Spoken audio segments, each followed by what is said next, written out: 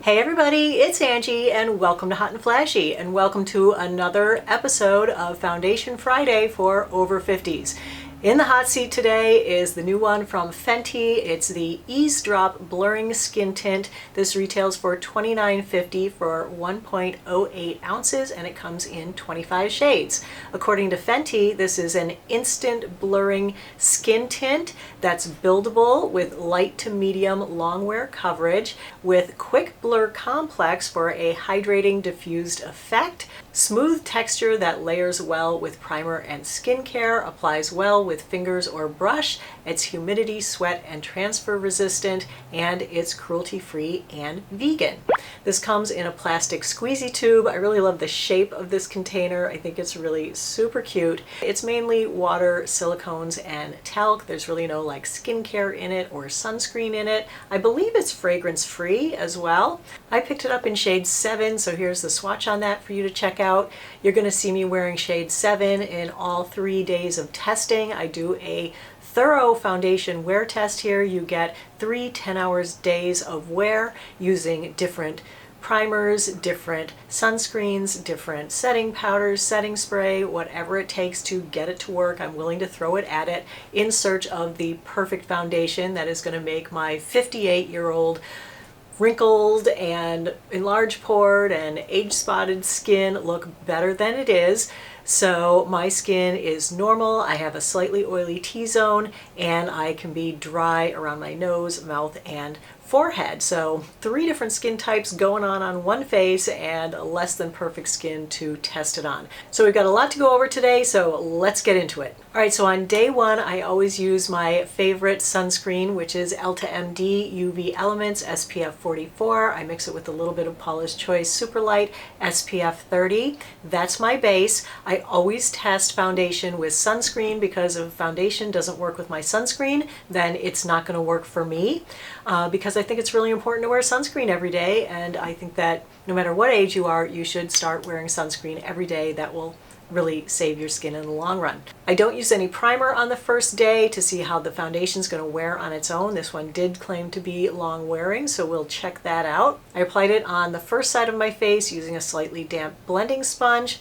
Eavesdrop is a runny liquid skin tint that blends easily with a sponge. It feels lightweight and gave light to medium coverage as promised. It looks very natural and skin-like.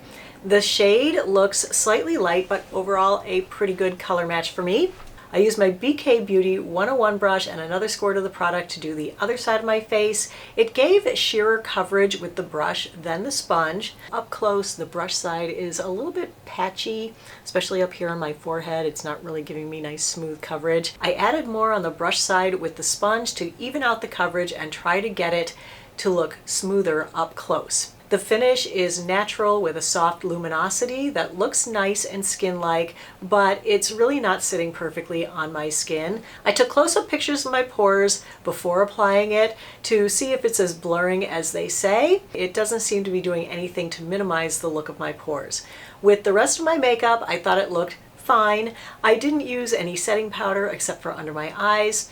It settled into my smile lines, but not my forehead wrinkles. It wasn't really giving me much coverage of my blemish, and my forehead looked mottled. So I wore it around all day. I wasn't really doing much that day except editing a video and staying home, so no mask wearing, no real, putting it through a humidity test or anything like that. At the 5-hour check-in, it was starting to wear off on my nose and getting sheer on the fronts of my cheeks. It didn't get shinier and wasn't sliding around, so overall it looked fine.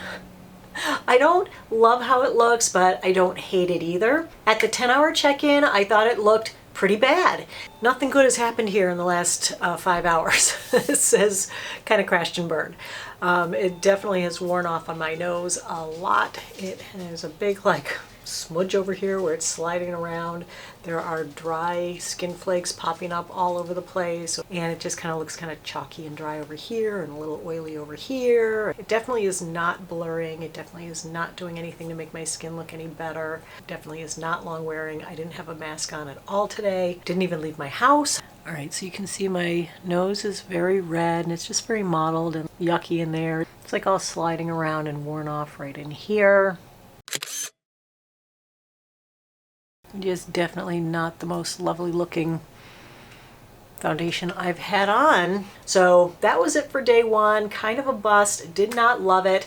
So for day two, I wanted to use primer to see if it would actually help it to be a little more blurring, to last longer, and to look less dry and clingy. So I used two different primers. I used Laura Mercier Pure Canvas Hydrating Primer on one side of my face, and my favorite smoothing primer, Beauty Blender the Leveler, on the other. I applied the foundation with my fingers on one side first because they did say that you could apply it with your fingers, and it just did not go on well with the fingers. Oh my goodness, no, that does not go on well with the fingers. It's very smeary everywhere. You can see streak marks in it, so mottled and smeared on my forehead. Just do not like how it looks anywhere, so I'm going to proceed with the sponge. So I went ahead and reapplied it over my entire face using the damp Beauty Blender. Okay, that doesn't look bad, I think. Okay, no, it does look bad. This doesn't seem to like either primer. It's definitely all mottled and very sheer on this side, and on this side it looks really dry and powdery and strange. I don't know if I'm going to be able to pick that up with the camera, but it's just like really weirdly powdery right in here looking, and you can see I don't really have much coverage on either side, so the primers really didn't help it. It's definitely like sitting weirdly and looking kind of mottled. I think you can see it most on my forehead, that it's just all really broken up on the surface. So I'm just going to try to build it up here a little bit, see if I can get more coverage, see if I can get it to stick to the primer better. Put some more on my forehead. I mean, it says it's buildable. How many times can I come back to tell you this doesn't look good? Like, there was literally just like one little fuzzer here in the middle of my forehead, and I picked it off, and can you see that pink spot? It totally removed where I pulled off that like little fuzzer. So where I built it up, I don't know why it ended up so much on my upper lip. My upper lip looks so heavy. And I'm not getting much coverage on my cheeks. It's kind of skipping over pores over here. It just does not look good, you guys. I really don't even want to wear this for a whole nother day. I would like to end this review right now and just say, you know what? Not good. So, okay, I feel like primer is a fail with this one. All right, so today's the third day with it. Today I switched up the sunscreen because I was reading on the Fenty website. This plays really well with the Fenty sunscreen. And so I checked out the sunscreen ingredients. It's a chemical sunscreen with avobenzone, homosalate, and octocrylene, I think. So I went through my sunscreen cabinet and pulled out Neutrogena Ultra Sheer Liquid. This is one of my favorite sunscreens that I used to use. I don't really use chemical sunscreens that much anymore because they irritate my skin a little, but you know, one day isn't going to hurt. So this has those three sunscreening ingredients, so I thought maybe these guys would go together a little bit better. This is definitely like lighter weight and sheerer than like a standard mineral sunscreen, which is what I normally use. So that's what I used as the base. And I applied the Eavesdrop with a blending sponge. I set my T-zone with Honest Beauty Invisible Blurring Powder, and I gave the whole thing a spritz with Charlotte Tilbury Airbrush Flawless Setting Spray. That tends to increase the wear time of makeup from like 5 hours to 10 hours for most of the foundations that I try it with. So today's setup should be pretty good. It definitely went on better over this sunscreen today, but I still am not 100% in love with how it looks. It definitely gave me better coverage like on my forehead and on the sides of my cheeks where it had looked like powdery back here and mottled up here before. I'm not getting that mottled look or the powdery look over here where it was like really clinging to my hairs and stuff, but it is looking really dry on the front of my cheek over here, and like I have this little healing zit and it's like clinging to the dry skin on that, clinging to the dry skin on my cheeks. It gave me polka dot pores again today. So while it does look way better today than it did the last 2 days, I'm still not like loving it 100%. So anyway, let's go ahead and wear it today. I believe I put it on at about 10:30 this morning. I'm about 2 hours into it now.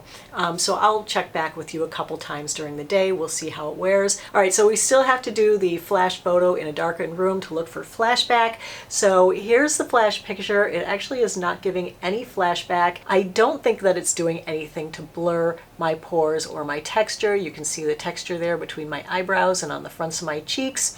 So, you know, I feel like this one, its big claim to fame is its blurring qualities, and I feel like it really let me down in the blurring department. Let's take a look at it in the different lighting scenarios. Fenty Eavesdrop in overhead yellowy kitchen light.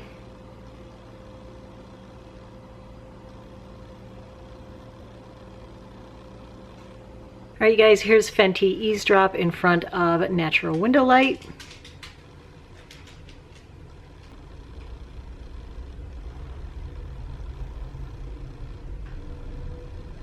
Fenty Eavesdrop in super bright sunshine.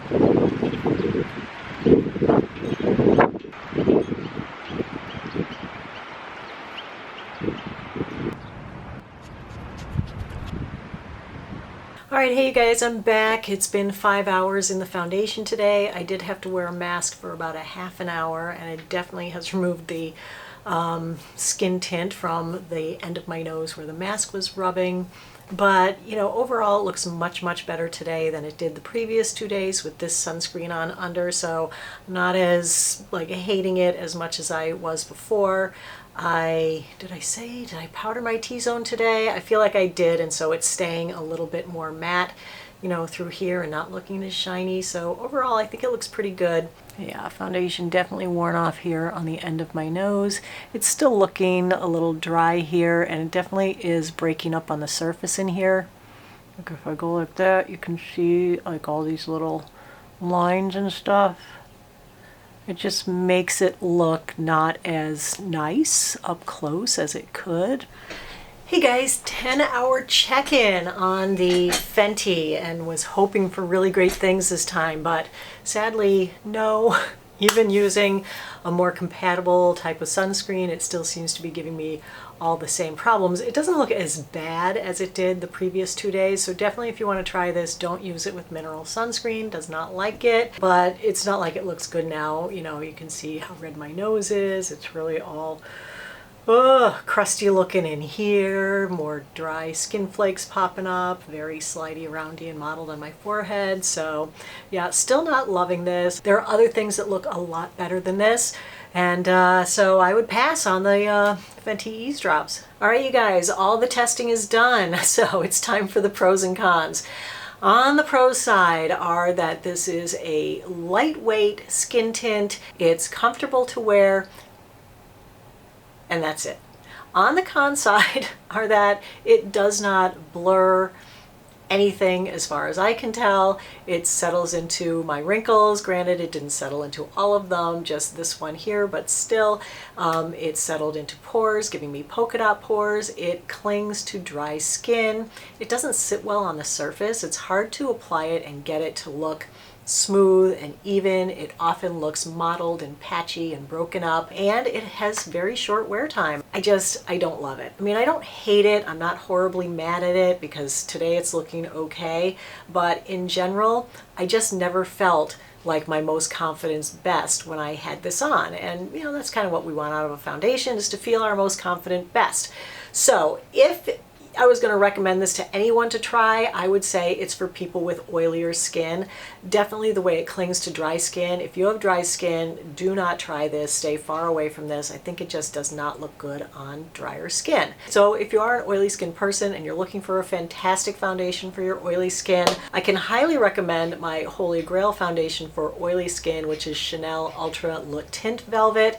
This one is beautiful, lightweight, blurring, long wearing, everything that the Eavesdrops aren't. And then if you have drier skin, the foundation that I'm really loving right now is the Sephora Best Skin Ever. This is just so beautiful on the skin. It goes on really easily. It evens out your skin tone. It makes you look like younger and better than you are. So that's a really good one to try out at more of a lower price point. So that's it for today's Foundation Friday for over 50s. I hope you enjoyed the video, found it helpful and informative. If you did, go ahead and give the video a like, subscribe to my channel, hit the notification bell. As always, I thank you so much for your time. I really appreciate your watching. I hope you have a great day, and I will see you in the next video. Take care, everybody. Bye-bye.